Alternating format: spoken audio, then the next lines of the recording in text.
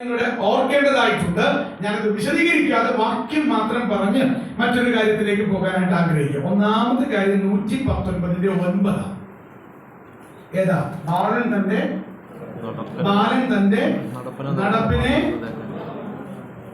നിർമ്മലമാക്കുന്നത് എങ്ങനെ? അങ്ങയുടെ വചനപ്രകാരം അതിനെ. അപ്പൊ വചനപ്രകാരം ഏത് കാര്യം ചെയ്യുമ്പോൾ വചനത്തിന്റെ വേലി കെട്ടി എന്റെ വീട്ടിനകത്തെ ജീവിതത്തെ ഞാൻ സൂക്ഷിച്ചാൽ വീട്ടിൽ എന്ത് ചെയ്യാം? സാക്ഷ്യം പറയാം. 2, അതിന് ആദ്യത്തെ വിഷയത്തിൽ രണ്ടാമത്തെ കാര്യം 17-ാം സങ്കീർത്തനത്തിന്റെ 5-ാം വാക്യത്തിലുണ്ട്. ഞാനത് വിശദീകരിക്കുകയില്ല, വായിച്ചു പോകാം. എന്റെ നടപ്പ് അങ്ങയുടെ ചുവടുകളിൽ തന്നെ ആയിരുന്നു. അപ്പൊ ഞാൻ നടക്കേണ്ടുന്ന വഴി ഏതാ? ഏത് ചുവടാ? നമ്മൾ പാടാറുണ്ട്, അവനുടെ ചുവടിടം. എങ്ങനെയായിരുന്നു? അവനുടെ ചുവടിടം. അപ്പൊ അതിന് നോക്കി ഞാൻ എന്ത് ചെയ്യാൻ പോവാ? നമ്മുടെ കർത്താവിന്റെ ചുവട്. അപ്പൊ ഒന്നാമത്തെ കാര്യം, വീട്ടിൽ നിഷ്കളങ്കമായി ജീവിക്കണമെങ്കിൽ രക്ഷിതാവ് നിഷ്കളങ്കനാണ് എന്നുള്ളത് അറിവിലല്ല, ഡീപ് കൺവിക്ഷനിലേക്ക് വരണം. രണ്ടാമത്തെ കാര്യം, എന്റെ വീട്ടിൽ ഞാൻ നന്നാകാൻ, വീട്ടിൽ നിഷ്കളങ്കനായി ജീവിക്കാൻ 101-ാം സങ്കീർത്തനത്തിന്റെ 2-ാം വാക്യത്തിന്റെ 2-ാം ഭാഗമാണ്. അവിടെ എന്നാ കാണുന്നത്? സങ്കീർത്തനങ്ങൾ 101 2-ാം വാക്യം, അതിന്റെ 2-ാം ഭാഗം. എപ്പോൾ നീ എന്റെ അടുക്കൽ വരും. അപ്പൊ വീട്ടിൽ നന്നാവാൻ എന്നാ ചെയ്യണം?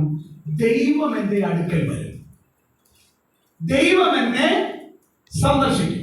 നമ്മുടെ വീടൊക്കെ വൃത്തിയായിട്ട് കിടന്നില്ലെങ്കിൽ അതിഥികൾ വരുമ്പോൾ നമ്മൾ എന്ത് ചെയ്തില്ല? പെട്ടെന്ന് കഥക് അങ്ങോട്ട് തുറക്കത്തില്ല, ഇല്ലേ? അടുക്കളയിൽ ഇങ്ങനെ പാത്രം കുന്നൂടി കിടക്കാതിരിക്കട്ടെ. ആര് അടുക്കളയിലോട്ട്? അടുക്കളയിലോട്ട് ശരിയല്ലേ? കാര്യം പെരുന്നാളിന് കുഴപ്പമാണോ? തുണിയെല്ലാം വലിച്ചു വാരിയിട്ടേക്കാം, മേശപ്പുറം വൃത്തികേടായി കിടക്കാം. ചിലർ ഇതൊരു കാര്യത്തിൽ ഉള്ള വലിയൊരു ഷീറ്റ് കൊണ്ട് ഇതിന്റെ മണ്ടേ കൂടെ ഇരിക്കും. ഈ ഷീറ്റ് എങ്ങാണ്ട് പൊക്കിയ പിന്നെ തീർന്നു. കാര്യം എന്താ? ചെയ്യേണ്ടതൊന്നും ചെയ്തിട്ടില്ല. വൃത്തിയാക്കേണ്ടത്. ഇന്ന് രാത്രി ഞാൻ പറയട്ടെ, കുടുംബത്തിനകത്ത് ആദ്യത്തെ തലത്തിൽ നമ്മൾ നന്നാകാൻ, നിഷ്കളങ്കമായി പെരുമാറുവാൻ ദൈവത്തിന്റെ വചനം ഇന്ന് രാത്രി നമ്മളോട് പറയുന്നത് 101-ാം സങ്കീർത്തനത്തിന്റെ 2-ാം വാക്യത്തിന്റെ 2-ാം ഭാഗമാ. അങ്ങ് എപ്പോൾ എന്റെ അടുക്കൽ വരും? അർത്ഥാൽ ദൈവം എന്നെ സന്ദർശിക്കുമെന്നുള്ള വലിയ ബോധം നമുക്കുണ്ടാവണം എന്നുള്ളതാണ്. ദൈവം എന്ത് ചെയ്യും? എന്നെ സന്ദർശിക്കും. എന്തിനാ ദൈവം സന്ദർശിക്കുന്നത്? ദൈവം നമ്മൾ സന്ദർശിക്കുമോ? എന്നാ പറയുന്നത്? ദൈവം ഞങ്ങൾ സന്ദർശിക്കുമോ? ആർക്കറിയും? ദൈവം സന്ദർശിക്കുമോ? ഇത് മിണ്ടുന്ന പോലുമില്ല. ഞാൻ തരുന്ന കാര്യമല്ല, ഞാൻ തരുന്ന കാര്യമാണ്. അശോക് ആരുടെ കാര്യ? ദൈവം നമ്മളെ സന്ദർശിക്കും. ദൈവം എന്നെ സന്ദർശിക്കും എന്ന ബോധം കുടുംബത്തിനകത്ത് ഉണ്ടെങ്കിൽ നിശ്ചയമായിട്ടും നമ്മുടെ ജീവിതത്തെ ശരിയായി സൂക്ഷിക്കാനായിട്ട് പറ്റും. എന്തിനാ ദൈവം സന്ദർശിക്കുന്നത്? 2 കാര്യങ്ങൾ മാത്രം ഞാൻ അവിടെ പറയാം, ബാക്കിയെല്ലാം ഞാൻ അങ്ങ് വിഴുങ്ങുകയാണ്. 2 കാര്യങ്ങൾ മാത്രം ഒന്ന് ശ്രദ്ധിച്ച് കേൾക്കണം. എന്താ? 17-ാം സങ്കീർത്തനത്തിന്റെ 3-ാം വാക്യം ഒന്ന് എടുത്തേ. 17-ാം സങ്കീർത്തനത്തിന്റെ 3-ാം വാക്യത്തിലേക്ക് വരുമ്പോ അവിടെ നമ്മൾ വായിക്കുന്ന ഒരു കാര്യമുണ്ട്. എന്നതാ? നീ എന്റെ ഹൃദയത്തെ ശോധന ചെയ്തു, രാത്രിയിൽ എന്നെ. അപ്പൊ ഇവിടെ എന്നാ പറയുന്നത്? നേരത്തെ എന്നാ പറയുന്നത്? നീ എപ്പോൾ എന്റെ അടുക്കൽ വരും. ആര്?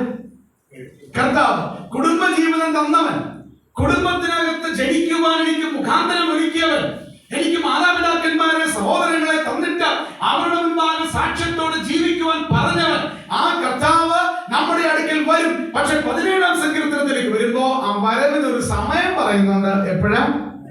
രാത്രി. നിങ്ങൾ ആ വാക്യം ഒന്ന് ധ്യാനിച്ചു നോക്കണേ. രാത്രിയിൽ. ആ രാത്രിയിൽ എന്തിനാ വരുന്നത്? നോക്കുക, 3-ാം വാക്യത്തിന് ആരംഭം. നീ എന്റെ ഹൃദയത്തെ എന്ത് ചെയ്യുന്നു? ശോധന ചെയ്യുന്നു. അപ്പൊ ദൈവം എന്തിനാ രാത്രി വരുന്നത്? എന്റെ ഹൃദയത്തെ ശോധന ചെയ്യാനായിട്ട് രാത്രിയിൽ ദൈവം തമ്പുരാൻ ഇന്ന് രാത്രിയും നമ്മുടെ അടുക്കൽ വരും. ഇപ്പൊ നമ്മുടെ അടുക്കൽ വന്ന മിക്ക വീടുകളിലും രാത്രിയിൽ കർത്താവിന് നമ്മൾ ഉറങ്ങാൻ കാത്തിരിക്കേണ്ടി വരും. കാരണം എല്ലാരും എന്തത്തിനകത്താ? മൊബൈല് കുത്തോട് കുത്ത. അതിന് നാക്കൊണ്ടായിരുന്നെങ്കിൽ പ്രായ വ്യത്യാസമില്ല. അപ്പച്ചന്മാരും അമ്മച്ചിമാരും പ്രായം കുറഞ്ഞവരും പിള്ളേരും ജനിച്ചു വീഴുന്ന കുഞ്ഞും കരയാതിരിക്കാൻ കയ്യിലോട്ട് കൊടുക്കുന്നത് ഈ വെളിച്ചമുള്ള ഈ സാധനമാണ് അല്ലേ? ആർക്കും പറയാൻ പറ്റില്ല. കാരണം എല്ലാവരും ചെയ്തോണ്ടിരിക്കുക. പണ്ടൊരുത്തർ എന്നോട് പറഞ്ഞു, എന്റെ ബ്രദറെ, അവൾ എന്നോട് മൊബൈലിൽ കൂടെ ചോദിച്ചു ചായ വേണോ? ഞാൻ പറഞ്ഞു വേണ്ട എന്ന്. കാര്യം എന്നാ? പുള്ളി പറഞ്ഞു, ഇവിടുത്തെ ചോദിക്കുന്നേ ഉള്ളൂ, ഇത് കണ്ടു തരുന്ന ചായ കിട്ടണമെങ്കിൽ ഞാൻ ഓഫീസിൽ ചെന്നാലും അവൾ എനിക്ക് എന്നെ ചെയ്യാൻ പോകുന്നില്ല. രാത്രി കർത്താവ് ഇന്ന് സന്ദർശിക്കാൻ വന്ന എന്നെ ഇന്ന് രാത്രി കാണാൻ വന്നേ. എന്തിനാ കർത്താവ് വരുന്നത്? നമ്മുടെ ഹൃദയത്തെ ശോധന ചെയ്യാനാ. എന്നിട്ട് പറയുന്നു, അവിടെ രണ്ട് കാര്യം പറയുന്നുണ്ട്. ആ ഹൃദയത്തെ ശോധന ചെയ്യുന്നു എന്ന് പറയുമ്പോൾ 3-ാം വാക്യത്തിന്റെ 3-ാം ഭാഗത്തിൽ നീ എന്നെ പരീക്ഷിച്ചു, ദുരുദ്ദേശമൊന്നും. അപ്പൊ എന്നാ ഉദ്ദേശിക്കുന്നത്? രാത്രി എന്തിനാ കർത്താവ് വരുന്നത്? പറയുന്നേ അതില്ലാത്തവര് പറ. എന്നതാ? ദുരുദ്ദേശമുണ്ടോ? വല്ല കുശുമ്പും, സാധാരണ ഭാഷ പറഞ്ഞ വല്ല കുശുമ്പും, കുന്നായ്മയും ഇതൊക്കെ ഉണ്ടോ എന്നറിയാൻ ദൈവം തമ്പുരാൻ രാത്രിയില് ഹൃദയത്തിലേക്ക് നോക്കാൻ വേണ്ടി എന്റെ പൊന്ന് സാമുച്ചായ ഇന്ന് രാത്രിയിൽ കർത്താവ് വരും. നമ്മളിതുവരെ അറിയുന്നുണ്ടോ? നമ്മൾ രാത്രി കിടന്നുറങ്ങാം. ഭക്തന്മാരുടെ ജീവിതം പഠിച്ചു നോക്കിയാൽ അവരൊക്കെ പല ഭാഗങ്ങളിൽ രേഖപ്പെടുത്തിയിട്ടുണ്ട്. രാക്കാലങ്ങളിൽ അവർ ദൈവത്തിന്റെ സന്നിധിയിൽ എഴുന്നേറ്റ് യാമങ്ങളെ നോക്കി ദൈവത്തോട് പ്രാർത്ഥിക്കുകയും അവർ സ്തോത്രം ചെയ്യുകയും ചെയ്യുമ്പോൾ അവരെ സന്ദർശിക്കാൻ രാത്രിയിൽ വരുന്ന ഹൃദയത്തിന്റെ ദുരുദ്ദേശമുണ്ടോ എന്ന് പരിശോധിക്കാൻ വരുന്ന ദൈവം അവരുടെ മുഴങ്കാലുകൾ കാണുമ്പോൾ അവരുടെ പ്രാർത്ഥനകൾക്ക് ഉത്തരം കൊടുക്കും. ആ കുടുംബങ്ങൾ അനുഗ്രഹിക്കപ്പെടും. ഞാൻ പറയട്ടെ, നമ്മളൊക്കെ ഇന്ന് അനുഭവിക്കുന്നത് നമ്മുടെ അപ്പനമ്മമാർ നാം കരുതുന്നതുപോലെയല്ല. അവർ രാക്കാലങ്ങളിൽ അവരെ പരിശോധിക്കാൻ തമ്പുരാൻ ചെന്നപ്പോൾ ദുരുദ്ദേശം കണ്ടെത്താനാകാതെ അവർ യാമങ്ങളെ നോക്കി ദൈവത്തിനായി കാത്തിരിക്കുക. നമ്മളും ഇന്ന് രാത്രി ഞാൻ പറയട്ടെ, കർത്താവ് നമ്മെ കുടുംബങ്ങളിൽ നന്നാണോ എന്നറിയാൻ ശോധന ചെയ്ത് സന്ദർശിക്കാൻ വരുമ്പോ ദുരുദ്ദേശമുണ്ടോ എന്ന് കർത്താവ് നോക്കിയ. അപ്പൊ നിഷ്കളങ്കമായി നടക്കുക എന്ന് പറഞ്ഞ എന്താ? വീട്ടിനകത്ത് രാത്രിയിൽ എണ്ണ ഉണ്ടാവരുത്. ദുരുദ്ദേശം എന്ന് പറഞ്ഞാൽ എന്താണെന്ന് അറിയാലോ അല്ലേ? നല്ലതല്ലാത്ത ഉദ്ദേശം. അത് അവരവർക്ക് അറിയാം, ഏതൊക്കെ മേഖലയിലാണ്. ഇനി അതിന് തന്നെയുമല്ല, ആ 3-ാം വാക്യം തീരുമ്പോ 17-ാം സങ്കീർത്തനത്തിന്റെ 3-ാം വാക്യം തീരുമ്പോ എന്റെ വായ് ലംഘനം ചെയ്യുകയില്ല എന്ന്. അപ്പൊ രാത്രി കർത്താവ് ശോധന ചെയ്യുമ്പം ഹൃദയത്തെ നോക്കുന്നുണ്ട്, അതിനകത്ത് ദുരുദ്ദേശമുണ്ടോ എന്ന് നോക്കുന്നുണ്ട്. കുടുംബത്തിനകത്തെ ജീവിതത്തെ പറ്റി ഇവിടെ പറയുന്നത്, കുടുംബത്തിനകത്ത് രാത്രി കിടന്നുറങ്ങുമ്പോൾ കുടുംബം ധന്യമായി തീരാൻ ദുരുദ്ദേശങ്ങൾ ഉണ്ടെങ്കിൽ കർത്താവിനോട് ഇന്ന് രാത്രി പറയണം, കർത്താവേ, എന്റെ തെറ്റായ ഉദ്ദേശങ്ങളെ നിന്റെ മുൻപാകെ ഞാൻ തുറന്ന് സമ്മതിക്കുന്നു. തന്നെയുമല്ല മറ്റൊരു കാര്യം പറയുന്നത്, എന്റെ വായ് ലംഘനം ചെയ്യുകയില്ല എന്ന് ഞാൻ ഒന്ന് ഉറച്ചു പറഞ്ഞേ. എന്നാ ചെയ്തിരിക്കുന്നു? ഉറച്ചിരിക്കുന്നു. എന്ന് പറഞ്ഞാൽ ഞാൻ ചത്താലും കള്ളം പറയത്തില്ല, ഞാൻ ചത്താലും നാവ് കൊണ്ട് ആവശ്യമില്ലാത്തത് പറയത്തില്ല. മിക്കവാറും എല്ലാ വീടുകളിലുമുള്ള പ്രശ്നത്തിന്റെ ആരംഭം എവിടെയാണെന്നറിയാമോ? ഒന്ന്, ഹൃദയത്തിലെ ദുരുദ്ദേശവും അത് വായിലൂടെ പുറത്തേക്ക് വരുന്നത് കൊണ്ടാണ്. ഈ രണ്ട് മേഖല അങ്ങോട്ട് സൂക്ഷിച്ചു. കുടുംബത്തിനകത്ത് സാക്ഷ്യം പ്രാപിക്കാൻ പറ്റും. ഈ കുടുംബത്തിൽ സാക്ഷ്യം ഉണ്ടെങ്കിലേ രണ്ടാം തരമായ സമൂഹത്തിൽ നിവർന്നു നിൽക്കാൻ കഴിയുകയുള്ളൂ. ആ സമൂഹത്തിൽ നിവർന്നു നിൽക്കുന്ന ഒരാൾക്ക് സഭയുടെ മുൻപാകെ സാക്ഷ്യത്തോടെ നിൽക്കാൻ കഴിയുകയുള്ളൂ. കാരണം ദൈവത്തിന്റെ സഭ ദൈവം സ്ഥാപിച്ചിട്ടുള്ളത് ഈ ലോകത്തിനകത്തായതുകൊണ്ട് ലോകത്തിലുള്ളവർ ശ്രദ്ധിക്കുന്നത് ദൈവത്തിന്റെ സഭയിലുള്ളവരെയാണ്. ഇതെല്ലാം ചേർന്ന് കിടക്കുകയാണ്. ഇനി ദൈവം എന്തിനാ രാത്രി വരുന്നത്? നോക്കുക, ദൈവ സാന്നിധ്യം തരാനാണ്. അതാണ് ഇയ്യോബിന്റെ പുസ്തകം 29-ാം അധ്യായം അതിന്റെ 4-ാം വാക്യത്തിലേക്ക് വരുമ്പോൾ നമുക്കറിയാം എന്നതാ അവിടെ ഇയ്യോബ് പറയുകയാണ്, എന്റെ കൂടാരത്തിന് ദൈവത്തിന്റെ സഖ്യത ഉണ്ടാകും. അതൊക്കെ അങ്ങോട്ട് ആ സഖ്യത ഒരു നല്ല പഠന. സഖ്യത ഉണ്ടായിരിക്കുകയും സർവശക്തൻ എന്നോടുകൂടെ വസിക്കുകയും ചെയ്താൽ എന്റെ കൂടാരത്തിനകത്ത് ദൈവത്തിന്റെ സഖ്യത, സർവശക്തൻ എന്നോടുകൂടെ. എന്റെ വീട്ടിൽ വന്ന പിന്നെ കർത്താവ് എങ്ങോട്ടും പോകുകയല്ല. പണ്ടൊരാളുടെ വീട്ടിലോട്ട് കർത്താവ് പോയതേ ഇല്ല. ആരുടെയാ? അയ്യോ, രക്ഷിക്കപ്പെട്ടാണോ? ബ്രദറല്ലേ? ഞാൻ മിണ്ടുന്നില്ല. അതിൽ അപ്പോഴും ജീവിക്കുക. നീ എന്നാ വേണമെങ്കിലും പറഞ്ഞു, ഞങ്ങൾ എങ്ങനെയാണ് ബ്രദറല്ലേ? വേദോസം പഠിച്ചിട്ടില്ലേ? ലോത്തിന്റെ വീട്ടിൽ കർത്താവ് പോയോ? മിണ്ടുന്നില്ല. മിണ്ടാവൃതമാണോ? ലോത്തിന്റെ വീട്ടിൽ പോയില്ല. പക്ഷെ അബ്രഹാമിന്റെ വീട്ടിൽ കർത്താവ് എന്ത് ചെയ്തു? ചെന്നു. സ്തോത്രം, സ്തോത്രം, സ്തോത്രം. അബ്രഹാം നോക്കി നിൽക്കുക. അങ്ങോട്ടേക്കൊന്നും പോകുന്നില്ല. ഇയ്യോബ് പറയുക, എന്റെ വീടിന് ദൈവത്തിന്റെ സഖ്യത, സർവശക്തൻ എന്നോടുകൂടെ വസിക്കുക. രാത്രിയിൽ ദൈവം വീട്ടിനകത്ത് വന്ന് നമ്മുടെ ഹൃദയങ്ങളെ ശോധന ചെയ്യുമ്പോ ദുരുദ്ദേശമില്ല എന്ന് കണ്ടാൽ, വീട്ടിനകത്തെ സൂക്ഷ്മ ജീവിതം ശരിയായി സൂക്ഷിച്ചാൽ ദൈവം നമ്മുടെ വീട്ടിൽ അവിടുത്തെ സാന്നിധ്യം അറിയിക്കും. അതാണ് വിഷയം. അപ്പൊ രണ്ടാമത്തെ വിഷയത്തിലേക്ക് ഞാൻ ഇങ്ങനെ വരട്ടെ, ഇങ്ങനെ അവസാനിപ്പിക്കട്ടെ. ദൈവം സന്ദർശിക്കുന്നു എന്ന തിരിച്ചറിവ് കുടുംബ ജീവിതത്തിൽ എനിക്കുണ്ടെങ്കിൽ എന്റെ കുടുംബത്തിനകത്തെ ജീവിതം എന്തായിത്തീരും? നിഷ്കളങ്കമായി. അവിടെ മൂന്നാമത്തെ വിഷയം എന്താ? മൂന്നാമത്തെ വിഷയം 3 കാര്യങ്ങളിൽ അധിഷ്ഠിതമാണ് കുടുംബത്തിനകത്ത്. കുടുംബത്തിനകത്ത് നന്നാവാൻ ഈ 3 കാര്യങ്ങൾ ശ്രദ്ധിക്കണം. എന്തൊക്കെയാ? 1, എന്റെ നോട്ടം ശ്രദ്ധിക്കണം. 2, എന്റെ ചിന്ത ശ്രദ്ധിക്കണം. 3, എന്റെ പ്രവൃത്തി ശ്രദ്ധിക്കണം. ഇത് 3ഉം ഞാൻ ശരിയായി സൂക്ഷിക്കുമെന്നുണ്ടെങ്കിൽ മാത്രമേ എന്റെ കുടുംബത്തിനകത്ത് എനിക്ക് നിഷ്കളങ്കമായി പെരുമാറാൻ പറ്റത്തുള്ളൂ. അത് പറയാൻ കാര്യം എന്താണെന്ന് അറിയാമോ? നമ്മൾ വായിച്ച വാക്യം, കുറിവാക്യം എവിടെ നിന്നായിരുന്നു? 101-ന്റെ 2-ാം വാക്യത്തിന്റെ അവസാന ഭാഗമായിരുന്നു. അവിടെ എന്താ വായിച്ചത്? ഞാൻ എന്റെ വീട്ടിൽ നിഷ്കളങ്ക ഹൃദയത്തോടെ പെരുമാറും. അവിടെ വീട്ടിനകത്തെ ജീവിതം. ആ വീട്ടിനകത്തെ ജീവിതം 2-ാം വാക്യത്തിൽ പറഞ്ഞ് ഞാൻ എന്റെ വീട്ടിൽ നിഷ്കളങ്ക ഹൃദയത്തോടെ പെരുമാറുമെന്ന് പറഞ്ഞിട്ട് 3-ാം വാക്യം എന്താ ആരംഭിക്കുന്നത്? ഞാനൊരു നീച കാര്യം എന്റെ കണ്ണിന് മുൻപിൽ വെക്കയില്ല. ഞാനൊരു നീച കാര്യം എന്റെ കൺമുൻപിൽ എന്ത് ചെയ്യത്തില്ല? വെക്കത്തില്ല. ഈ നീച കാര്യം എന്ന് പറഞ്ഞാൽ ദൈവം വെറുക്കുന്നതെല്ലാം എന്താണ്? നീച കാര്യം. സിമ്പിൾ ആയിട്ട് എന്നെ ചിന്തിച്ചാൽ മതി. ദൈവം വെറുക്കുന്നതെല്ലാം എന്താണ്? നീച കാര്യമാ. അവ കുടുംബത്തിനകത്ത് നിഷ്കളങ്ക ഹൃദയത്തോട് പെരുമാറാൻ ഇവിടെ സംഭവിക്കേണ്ടത്, നമ്മുടെ ജീവിതത്തിൽ എന്റെ നോട്ടം അത് നീച കാര്യത്തിലെത്തരുത്. പ്രിയപ്പെട്ടവരെ, ഇന്ന് രാത്രി അത് വിശദീകരിക്കേണ്ട ആവശ്യമുണ്ടോ എന്ന് എനിക്ക് അറിഞ്ഞുകൂടാ. സമയപരിധിയിൽ ഞാൻ വേഗത്തിൽ അങ്ങ് ഓടിപ്പോകട്ടെ. രാത്രിയിൽ ഇന്ന് രാത്രി ചെന്നിട്ട് നമ്മുടെ വീട്ടിനകത്തേക്കൊന്ന് നോക്കണം.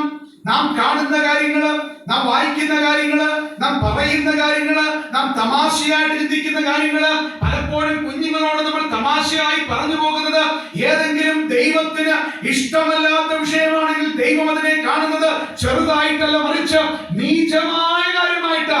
അത് കർത്താവ് വെറുക്കുന്നതാ. ഇവിടെ സെക്രട്ടറിക്കാരൻ പറയുക, നീച കാര്യം ഞാൻ എന്റെ കണ്ണിന് മുൻപിൽ വെക്കയില്ല. നമ്മൾ എന്താ കാണേണ്ടത്? ഞാനത് വിശദീകരിക്കാതെ പെട്ടെന്ന് പറയാം. 119-ന്റെ 18-ാം വാക്യം എന്താ? അങ്ങയുടെ വചനത്തിന്റെ അത്ഭുതങ്ങളെ കാണേണ്ടത്. 119-18 അങ്ങയുടെ വചനത്തിന്റെ അത്ഭുതങ്ങളെ കാണേണ്ടതിന് എന്റെ കണ്ണുകൾ എന്ത് ചെയ്യണം? അപ്പൊ എന്താ നമ്മൾ കാണേണ്ടത്? രണ്ടാമത്തെ പറയുന്നില്ല, ആദ്യത്തെ മാത്രം. വചനത്തിന്റെ അത്ഭുതങ്ങൾ. ഈ വചനത്തിന്റെ അത്ഭുതങ്ങൾ എങ്ങനെ കാണാൻ പറ്റും? ഞാനത് ചെറുതായിട്ടൊരു കാര്യം പറയാം. ഈ ഞായറാഴ്ച ആരാധനയ്ക്കൊക്കെ വരുമ്പോഴേ വന്നു കഴിഞ്ഞാൽ തപ്പോട് തപ്പാം. എന്നാ കാര്യം? വചനത്തിന്റെ അത്ഭുതം കാണാൻ വീട്ടിൽ വെച്ച് സമയം തുറന്നു പറയട്ടെ. സമയമില്ലെങ്കിൽ ചിന്ത പറയരുത്. കാരണം യാതൊരു പ്രയോജനവും ദൈവത്തെ ഓർത്ത് വചന ശുശ്രൂഷകൾ അവസരമാക്കി തീർക്കരുത്. വേദപുസ്തകം വായിക്കാൻ സമയമില്ലാത്തവരും ദൈവത്തിന്റെ അത്ഭുതങ്ങൾ കാണാത്തവരും കയറി നിൽക്കാനുള്ള സ്ഥലമല്ല ഈ പറയുന്ന പുൽപ്പിറ്റ്. അതിന് ദൈവം വിളിച്ച അത്ഭുതങ്ങൾ കാണുന്നവരുണ്ട്. ഏത് വിശ്വാസിക്കും അത് പ്രാപിപ്പാൻ കഴിയും. പക്ഷേ നീ കാണേണ്ടത് നീച്ച കാര്യമല്ല. വചനത്തിന്റെ അത്ഭുതങ്ങൾ കാണുമ്പോൾ ഈ വേദപുസ്തകത്തിലെ ഓരോ വാക്യങ്ങളും എഴുന്നേറ്റ് വന്ന് നമ്മോട് സംസാരിക്കും. നാം അതിലൂടെ അത്യുന്നതനായ ദൈവത്തിന്റെ പ്രവൃത്തികളെ കാണും. കുറച്ചുകൂടെ ക്ലിയർ ആയിട്ട് പറയാം. ദൈവം നമ്മുടെ അടുത്ത് നിൽക്കും, നമുക്കറിയാം. നമ്മുടെ വഴികളെ ക്രമപ്പെടും നമുക്ക് അനുഭവിക്കാം. നാം പ്രാർത്ഥിക്കുന്നത് കർത്താവ് ഉത്തരം തരും നമുക്ക് കാണാം. ചില കാര്യങ്ങൾ ദൈവം നമ്മോട് മോനെ അത് വേണ്ട എന്ന് പറയുന്നത് നമുക്ക് കേൾക്കാൻ കഴിയും. പക്ഷേ തീരുമാനം ഇതായിരിക്കണം, ഞാൻ എന്റെ വീട്ടിനകത്ത് നീച്ച കാര്യം എന്റെ കൺമുമ്പിൽ എന്ത് ചെയ്യത്തില്ല, വെക്കത്തില്ല. ആട്ടെ, മുമ്പിലേക്ക് പോകട്ടെ. സമയപരിധിയിൽ എന്റെ ചിന്തകൾ, ആ ചിന്തയോട് ബന്ധപ്പെട്ട് ഞാൻ പറയുന്നത് ആ 101 വാക്യത്തിന് അവസാനം ഒന്നുകൂടെ, ഞാൻ എന്റെ വീട്ടിൽ നിഷ്കളങ്ക ഹൃദയത്തോടെ പെരുമാറും. എന്നിട്ട് 4 വാക്യം തുടങ്ങുമ്പോ അവിടെ പറയുന്നത് എന്താ? വക്ര ഹൃദയം എന്നോട്, അത് ചിന്തയാണ്. ഈ ചിന്ത ഉണ്ടാകുന്ന എവിടുന്ന? ഇച്ചിറയുള്ള ഹൃദയത്തിനകത്ത. ഈ സകല വക്രതയും ഇപ്പൊ കൊണ്ട് ബോംബിട്ടതും അനേകരുടെ ജോലി പോക്കാറാക്കിയതും ഈ പറയുന്ന സകല കാര്യങ്ങൾ ചെയ്തതും ആരുടെയൊക്കെയോ ഇത്രയുള്ള ഹൃദയത്തിനകത്തുണ്ടായ വക്രതയാണ്. ശരിയല്ലേ? ശരിയല്ലേ? മിണ്ടുന്നില്ല. ശരിയല്ലേ? വക്ര ഹൃദയം നമ്മോട് എന്ത് ചെയ്യണം? അകന്നിരിക്കണം. ശരിയല്ലേ? വക്ര ഹൃദയം നമ്മോട് അകന്നിരിക്കണം. വക്രത മാറണം. ഇനി 2 വാക്യത്തിൽ ഞാൻ എന്റെ വീട്ടിൽ എന്ത് ചെയ്യുന്നു? നിഷ്കളങ്ക ഹൃദയം. അത് നമ്മുടെ ചിന്തയെ കാണിക്കുന്നതാണ്. ഈ ഹൃദയം ഇത്ര ഉള്ളെങ്കിൽ സകലവിധ ദോഷം എവിടുന്നാ വരുന്നത്? ഈ ഹൃദയത്തിനകത്തുനിന്നാ. ഇനി നോക്കണം, 101 വാക്യം, 101 സങ്കീർത്തനം 3 വാക്യം, അതിന്റെ 2 ഭാഗത്തിലേക്ക് വരുമ്പോൾ അവിടെ ഒരു കാര്യമുണ്ട്. ക്രമം കെട്ടവരുടെ പ്രവൃത്തിയെ ഞാൻ എന്നാ ചെയ്യുന്നു? വെറുക്കുന്നു. ആ വെറുക്കുന്നത് എന്താ? ചിന്തയില്ല, വെറുക്കുകയാ. എന്നതിനെ? ക്രമം കെട്ടവരെ അല്ല, ക്രമം കെട്ടവരുടെ പ്രവൃത്തികളെ ഞാൻ വെറുക്കുകയാണ്. ഇത് നേരെ ഓപ്പോസിറ്റ് ആയ കാര്യമുണ്ട്. മത്തായി 5:8 എന്നതാ? ഹൃദയശുദ്ധിയുള്ളവർ ഭാഗ്യവന്മാർ, അവർ ദൈവത്തെ, ഹല്ലേലൂയ, അവരാരെ കാണും? അവർ ദൈവത്തെ കാണും. ദൈവത്തെ കാണണം. കുടുംബത്തിനകത്ത് വക്രഹൃദയം അകന്നിരിക്കണം. നിഷ്കളങ്ക ഹൃദയം ഉണ്ടാകണം. ക്രമം കെട്ടവരുടെ പ്രവൃത്തിയെ ഞാൻ വെറുക്കണം. അങ്ങനെ വെറുക്കുമ്പോ ഒരു കാര്യം സംഭവിക്കും. വീട്ടിനകത്ത് സൂക്ഷ്മതയോടെ ജീവിപ്പാൻ നിഷ്കളങ്കമായി സാധിക്കും. ഞാൻ ഒരു കാര്യം കൂടെ പറഞ്ഞ് കൃത്യസമയത്തിന് അവസാനിപ്പിച്ചോളാം. 3ാമത്തെ കാര്യം, 1 നോട്ടം ശരിയാവണം. അത് നിർമ്മലമായിരിക്കണം വീട്ടിനകത്ത്. എന്നാൽ നിഷ്കളങ്ക ഹൃദയം ഉണ്ടാകും. 2 എന്റെ ഹൃദയം, ചിന്ത വീട്ടിനകത്ത് ശരിയാവണം. അങ്ങനെയാണെങ്കിൽ നിഷ്കളങ്ക ഹൃദയത്തോട് വീട്ടിൽ പെരുമാറാൻ പറ്റും. 3ാമത്തെ കാര്യം, എന്റെ പ്രവൃത്തി ശരിയാകണം. അതാണ് നമ്മൾ ആദ്യം ഓർത്തത്. 101:2, ഞാൻ എന്റെ വീട്ടിൽ നിഷ്കളങ്ക ഹൃദയത്തോട് പെരുമാറും. ഇനി 3ാം വാക്യത്തിന്റെ 101:3, അതിന്റെ 3ാം വാക്യത്തിൽ 3ാം ഭാഗത്തിലേക്ക് വരുമ്പോൾ, 3ാം വാക്യത്തിന്റെ 3ാം ഭാഗത്തിലേക്ക് വരുമ്പോൾ നാം വായിക്കുന്നു, അതെന്നോട് ചേർന്ന് പറ്റുകയില്ല. ഏത്? തൊട്ടു മുൻപിൽ പറഞ്ഞ കാര്യം, ക്രമം കെട്ടവരുടെ പ്രവൃത്തി എന്നോട് ചേർന്ന് ഈ പറ്റുക എന്ന് പറഞ്ഞാൽ അടുത്തിരിക്കുക. അനേക വിശ്വാസികളുടെ ജീവിതമാണ് ചിലർ രക്ഷിക്കപ്പെടാൻ തടസ്സമായിരിക്കുന്നത്. സാത്താന്റെ പണി ചെയ്യുന്ന ഒത്തിരി വിശ്വാസികളുണ്ട്. അവർ കർത്താവിന്റെ മേശ എടുക്കത്തില്ലെന്ന് ഞാൻ പറഞ്ഞില്ല, അതിന് കണക്ക് കൊടുക്കണം, അത് വേറെ വിഷയം. ഞങ്ങളിപ്പോ നെടുമ്പാശ്ശേരി കർത്താവിന്റെ മേശയാണ് പഠിച്ചുകൊണ്ടിരിക്കുന്നത്. പേടിയാണ്. അവര് കർത്തൃമേശ എടുത്തു എന്ന് വരാം, അവർ പാട്ടുപാടിയെന്ന് വരാം, അവർ പ്രസംഗിച്ചു എന്ന് വരാം, അവർ കർത്താവിന്റെ വേലയ്ക്ക് കൊടുത്തു എന്ന് വരാം. പക്ഷെ ഒരു കാര്യമുണ്ട്, അവരുടെ ജീവിതത്തിൽ ചേർന്ന് നിൽക്കുന്ന ചില വക്രതയുള്ളത് കൊണ്ട് അവരിലൂടെ ദൈവത്തിന് പ്രവർത്തിപ്പാൻ കഴിയുന്നില്ല. ചിലർ രക്ഷിക്കപ്പെട്ട് വരുന്നില്ല. രക്ഷയിലേക്ക് വരുന്ന ചിലർ പിന്മാറിപ്പോകുന്നു. അതുകൊണ്ട് വളരെ വ്യക്തമായി പറയട്ടെ, വീട്ടിനകത്തെ ജീവിതത്തിൽ ക്രമം കെട്ടത് നമ്മോട് ചേർന്ന് പറ്റരുത്. അത് പ്രവൃത്തിയെ കാണിക്കുന്നത്. എന്നിട്ട് 4ന്റെ ആ 4ാം വാക്യം, 101 സങ്കീർത്തനം 4ാം വാക്യം, അതിന്റെ 2ാം ഭാഗത്തിലേക്ക് വരുമ്പോ ഒരു കാര്യം കൂടെ പറഞ്ഞ് അവസാനിപ്പിക്കട്ടെ. ദുഷ്ടതയെ ഞാൻ എന്നാ ചെയ്യത്തില്ല? ദുഷ്ടതയെ ഞാൻ അറിയത്തില്ല എന്ന് പറഞ്ഞാൽ ഞാൻ ആരായി തീരുകയില്ല. ദുഷ്ടത പ്രവർത്തിക്കുന്നവനാകുകയോ അവരുടെ കൂട്ടത്തിൽ എന്റെ പേര് വരികയോ ചെയ്യാതെ വണ്ണം ഞാൻ എന്റെ വീട്ടിനകത്ത് ആദ്യത്തെ തലത്തിൽ ശരിയായി ജീവിക്കുന്ന ഒരു മനുഷ്യനായിട്ട് മാറും. പ്രിയപ്പെട്ടവരെ, ഇന്ന് രാത്രി ഈ ചിന്തയോടെ നമുക്ക് പോകാം. നമ്മുടെ കുഞ്ഞുങ്ങൾ നഷ്ടപ്പെടാതിരിക്കാൻ, ഞാൻ ആവർത്തിക്കുന്നു, നമ്മുടെ കുഞ്ഞുങ്ങൾ നഷ്ടപ്പെടാതിരിക്കാൻ നാം സമൂഹത്തിലും സഭയിലും പറയുന്നത് ലോകം വിലമതിക്കുവാൻ, വിശ്വാസികൾ അനുസരിക്കുവാൻ ഒരൊറ്റ കാര്യം മതി. നിന്റെ വീട്ടിനകത്ത് നീ ശരിയായി ജീവിക്കുന്നെങ്കിൽ നീ പറയുന്നത് വിശ്വാസികൾ അംഗീകരിക്കും. ജീവിതമില്ലാതെ, വീട്ടിനകത്ത് സാക്ഷ്യമില്ലാതെ, നിന്നെ ഏറ്റവും അധികം അറിയുന്ന ആളുകളുടെ മുൻപാകെ നിവർന്നു നിൽപ്പാൻ നിനക്ക് ആത്മീക ത്രാണിയില്ലാതെ നീ ശുശ്രൂഷിച്ചിട്ട് എന്താ കാര്യം? നീ പ്രസംഗിച്ചിട്ട് എന്താ കാര്യം? നീ ചിന്ത പറഞ്ഞിട്ട് എന്താ കാര്യം? നീ കൊടുത്തിട്ട് എന്താ കാര്യം? നീ സമൂഹത്തിൽ സാക്ഷ്യമുണ്ടെന്ന് കളവ് പറഞ്ഞിട്ട് എന്താ കാര്യം? പക്ഷെ ഇന്ന് രാത്രി പറയട്ടെ, ദൈവം ആദ്യം പറയുന്നത് നിന്റെ വീട്ടിനകത്ത് നിന്റെ വ്യക്തിപരമായ ജീവിതം നീ നന്നാക്കിയിട്ട് മതി ബാക്കി എല്ലാ മേഖലകളിലേക്ക് നീ ഇറങ്ങിത്തിരിക്കാനായിട്ട്. എനിക്കും പേടിയാണ്. ഞാൻ 2 പിള്ളേരുടെ അപ്പനാണ്. വളരെ ഭയത്തോടെ ഞാനിത് പറയുന്നത്. എന്നാൽ നമുക്കൊന്നും ചെയ്യാൻ പറ്റുകയില്ല. നമുക്ക് ചെയ്യാൻ പറ്റുന്നത് പ്രാർത്ഥിക്കുക, നമ്മുടെ ജീവിതത്തെ ശരിയാക്കുക. നമ്മുടെ ജീവിതം ശരിയാണെങ്കിൽ നാം ദൈവത്തോട് ചേർന്ന് നിൽക്കുമെന്ന് മക്കൾക്ക് ബോധ്യമുണ്ടെങ്കിൽ അവർ യഹോവയെ ഭയപ്പെടും. നാം പറയുന്ന വാക്കുകൾക്ക് അവർ ചെവി തരും. അപ്പനും അമ്മയും ഞാൻ തെറ്റ് ചെയ്താൽ കൂട്ടു നിൽക്കുകയില്ല എന്ന ബോധ്യത്തിലേക്ക് അവർ വരുമ്പോ അവർ വിശുദ്ധിയുടെ പാന്താവിലേക്ക് തിരികെ വരുവാൻ കഴിയും. എവിടെ നാം നഷ്ടപ്പെട്ടുവോ ആദ്യത്തെ തലം അത് വീട, അവിടേക്ക് തിരിച്ചു വരാൻ നമുക്ക് ഇന്ന് രാത്രി കഴിയട്ടെ. കർത്താവ് നമ്മുടെ അടുക്കിലേക്ക് വരും. ഇന്ന് രാത്രിയിൽ ചോദിക്കും, മോനെ നീ പോയി കേട്ടില്ലേ, പക്ഷെ നിന്റെ ജീവിതത്തിൽ മാറ്റമുണ്ടോ? ഇന്ന് രാത്രി ഞാൻ ചോദിക്കട്ടെ, ജീവിതത്തിൽ എപ്പോഴെങ്കിലും രാത്രികളിൽ മുട്ടുകുത്തി നിന്ന് പ്രാർത്ഥിപ്പാൻ നിനക്ക് അനുഭവമുണ്ടോ? അങ്ങനെയുള്ളവർക്ക് ദൈവ സാന്നിധ്യം അറിയാം. ഇന്ന് രാത്രി ഞാൻ നിങ്ങളുടെ ചിന്തയ്ക്കത് വിടുകയാണ്. ഒരു മാറ്റം നമുക്കുണ്ടാവുന്ന പ്രിയമുള്ളവരെ, അത് ആദ്യം എന്റെ ജീവിതത്തിൽ ഏറ്റവും അടുത്ത് അറിയാവുന്ന നിന്റെ ഭാര്യയോട് നീ എന്തെങ്കിലും വിട്ടു പറഞ്ഞ് കയ്പായിട്ട് ഹൃദയത്തിൽ എന്തെങ്കിലും ഉണ്ടെങ്കിൽ നേരെ തിരിച്ചു. നിന്റെ മക്കളോട് നീ ഒരു വാക്ക് കുഞ്ഞെ പോട്ടെ എന്ന് പറയാത്തത് കൊണ്ട് അവൻ നഷ്ടപ്പെട്ടു പോയിരിക്കുകയാണെങ്കിൽ, അവൻ നിന്റെ മുഖത്ത് വേണ്ടതുപോലെ നോക്കുന്നില്ലെങ്കിൽ, നിന്റെ അപ്പനമ്മമാരോട് നീ കയ്പായി എന്തെങ്കിലും ദുഃഖിപ്പിച്ചിട്ടുണ്ടെങ്കിൽ ഇന്ന് രാത്രി നീ ആദ്യം സഭയിലേക്കോ സമൂഹത്തിലേക്കോ അല്ല, നിന്റെ വീട്ടിലേക്ക് നീ പോയിട്ട് എവിടെ നിന്റെ സാക്ഷ്യത്തിന്റെ ആദ്യപടി തിരുത്തണമോ അവിടെ നീ ഒന്ന് തിരുത്ത, അവിടെ നീ ഒന്ന് കരയ, നിന്റെ കണ്ണൊന്ന് നിറയട്ടെ. ദൈവം നിന്നെ അനുഗ്രഹിക്കും. ഒരു കരച്ചിൽ, ഒരു കണ്ണുനീർ, ഒരു ക്ഷമായാതനം ഹൃദയം കൊണ്ടൊന്ന് താണിറങ്ങിയിട്ട് നീ ദൈവത്തെ സാക്ഷ്യം നിർത്തി ഒന്ന് പറ, എനിക്ക് തിരികെ വരണം. അങ്ങനെ ആകുമ്പോ അവിടെ ആനന്ദം അനുഭവിക്കും. വീടടക്കം ദൈവവചനം വിശ്വസിക്കുന്നതിൽ ആനന്ദിക്കുകയും അത് അനേകരുടെ രക്ഷയ്ക്ക് മുഖാന്തരമാകുകയും ചെയ്യും. അതിനായിട്ട് കർത്താവ് നമ്മളെ സഹായിക്കട്ടെ. ദൈവം നമ്മളെ അനുഗ്രഹിക്കട്ടെ.